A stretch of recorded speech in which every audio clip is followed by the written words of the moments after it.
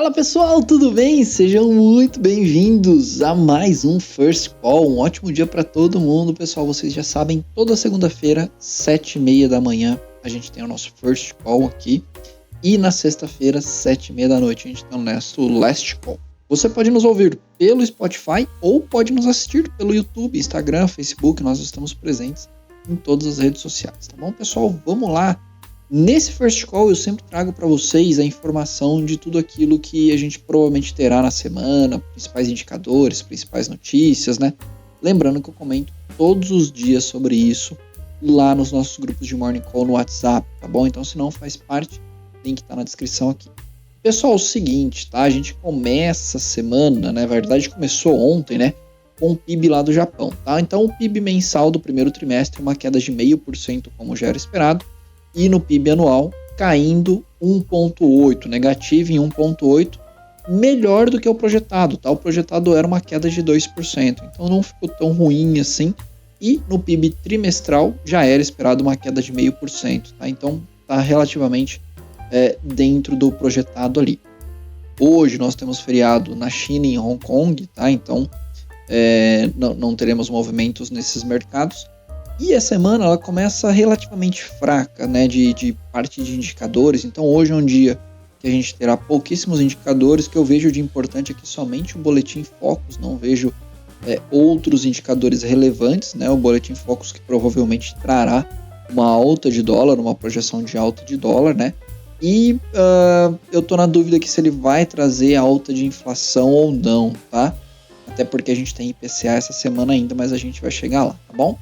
Na terça-feira, começamos a terça com o IPCA, pessoal. Então a gente passa na terça-feira a ter IPCA logo na largada ali, logo no começo do dia, tá?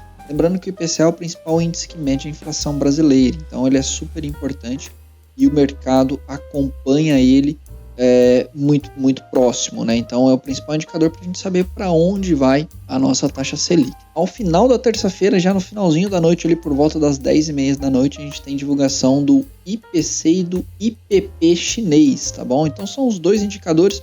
O IPP mede o índice de preço ao produtor, tá? E o IPC é o índice de preço ao consumidor, ok? Então aqui existem as siglas em inglês, que seria o CPI, ok? Vocês podem ouvir a sigla em inglês como CPI, ou IPC na sigla em português. Então a gente tem no final da terça-feira inflação chinesa. Indo para quarta-feira, pessoal, a quarta-feira ela começa a se tornar um dia onde a gente passa a ter indicadores e notícias um pouco mais relevantes, tá? Então a gente passa logo na manhã com informação sobre o crescimento do setor de serviço brasileiro. É um indicador importante que provavelmente deve demonstrar uma alta aí do nosso setor. E a gente tem também o ICP americano, tá? Então a gente tem o índice de inflação americano ainda no período da manhã, que normalmente traz uma volatilidade relativamente grande para o mercado, né? Porque se a gente tem uma inflação americana elevada, a gente passa a ter taxa de juros americana mais alta por mais longo prazo. E teremos também no período da tarde decisão de taxa de juros americana.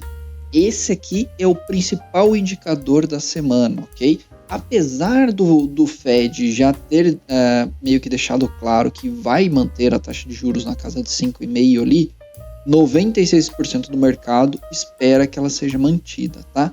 Mas a divulgação da taxa de juros nem é o mais importante, porque praticamente está decidido que será 5,5, que será mantido, que não terá alteração. Mas as declarações, as atas, todos os relatórios que saem dessa comitiva, né, dessa reunião, é o mais importante para o mercado, tá? Então, logo após a decisão da taxa de juros, a divulgação da taxa de juros americana, que vai acontecer por volta das 3 horas da tarde, será feito um pronunciamento, né? Então, normalmente a gente tem o Jerome Powell que vai lá e dá a sua declaração, trazendo um pouquinho sobre um pouquinho de informações sobre o que o Fed acabou decidindo e quais são os possíveis próximos passos, tá? Então essa é o principal indicador da semana, sai na quarta-feira. E aí na quinta-feira a gente tem normalmente uma abertura de mercado onde ele está digerindo tudo o que aconteceu, porque essas divulgações, essas falas, normalmente elas acontecem no final da quarta-feira, né? Então vai ser divulgado às 3 horas, o pronunciamento começa por volta das 3 horas ali, então já é quase o final do mercado. E na quarta-feira, normalmente, a gente tem o mercado digerindo um pouquinho de tudo aquilo que foi falado pelos membros do Fed, foi pronunciado ali. E além disso, né, além da gente abrir o mercado com o pessoal já digerindo um pouco mais essa notícia, né, esses pronunciamentos, a gente tem na quinta-feira ainda vendas no varejo brasileiro, tá? Então isso aqui também é super importante. E toda quinta a gente tem pedidos iniciais de seguro-desemprego. Isso aqui também serve para a gente saber para onde está indo a economia americana. Mais pedidos do que o projetado significa que a gente tem mais desempregos na economia americana. Se a gente tem mais desempregos, pode ser que a economia ela esteja desacelerando, tá? Então, essa aqui é uma métrica super importante.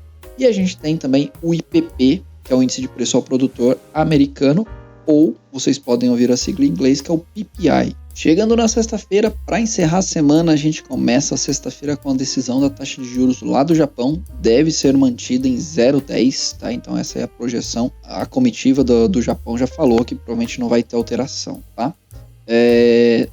Não teremos uma sexta-feira sem indicadores, na verdade a gente deve ter uma sexta-feira bem acalorada.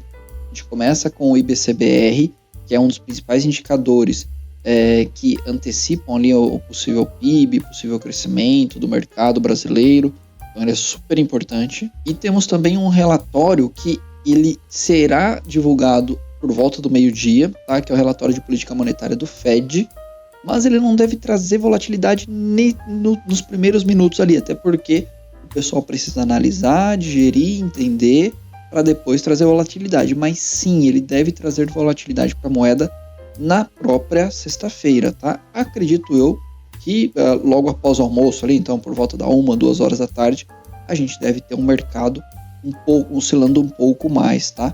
Justamente porque esse é um relatório que ele demanda uma análise, não é simplesmente a gente olhar o número e entender para onde está indo ou para onde não estão indo essas coisas. Aqui é um relatório e há necessidade de análise, tá? E com isso a gente fecha a semana, uma semana que ela começa relativamente calma, né, com hoje a gente tendo somente o Boletim Focus, mas a partir de quarta as coisas esquentam um pouco mais, a gente passa a ter indicadores super importantes e provavelmente teremos uma semana de grande volatilidade na moeda. Tá bom, pessoal? Se você gostou, não esquece de deixar um like, acompanha a gente aqui, a gente tem vídeos toda semana, estamos super presentes lá no Instagram, temos cursos, palestras, enfim, portfólio completo para vocês. Um abraço, pessoal, até nosso próximo vídeo. Tchau, tchau.